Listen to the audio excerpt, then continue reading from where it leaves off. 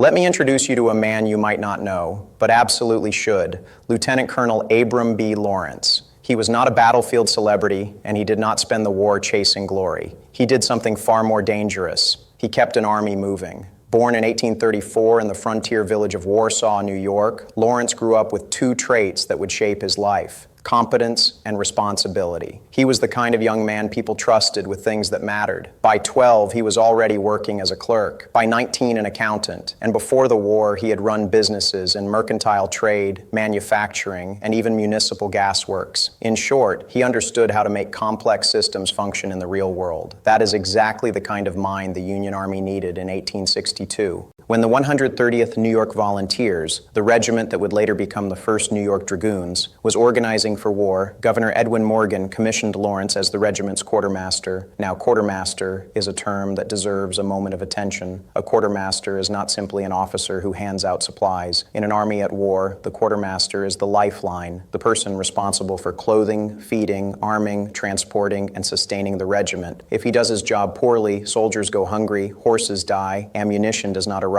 and units break apart. When he does his job well, nobody notices because everything works. Abram Lawrence made things work. His talent was obvious early, and it carried him well beyond regimental service. He was appointed captain and assistant quartermaster by President Abraham Lincoln, then promoted major and chief quartermaster of the 2nd Division of the 18th Corps. When the 18th Corps and 10th Corps were consolidated into the 24th Corps, the Secretary of War and the President personally approved Lawrence to serve as chief quartermaster, despite competition from officers with older commissions. That does not happen by accident. It happens when an officer is indispensable. By the final year of the war, Lawrence was operating at the highest level of logistical command in the Army of the James, one of the most important field armies on the Union side. He was there at Appomattox Courthouse in April of 1865, and he performed duties of historic consequence. When Robert E. Lee surrendered, it was Colonel Abram Lawrence who received the Confederate military property, cataloged the material, and organized its disposition. It was the last logistical act of the war for the Army of the James.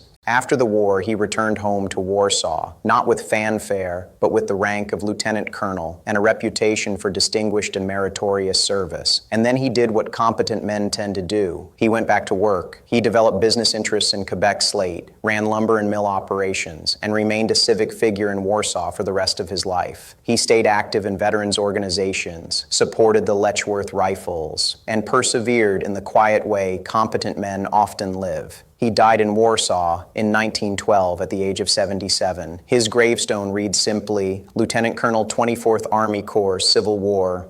Abram B. Lawrence's story matters to the Dragoons because it reminds us that armies are not sustained by heroes alone. They are sustained by professionals. He embodied the kind of disciplined service that wins wars and rarely makes headlines. For a regiment that would become one of the most respected cavalry units in the Union Army, Lawrence's contribution was the unseen structure beneath their success. And that is why we remember him. I remain your obedient servant, Major Rufus Scott.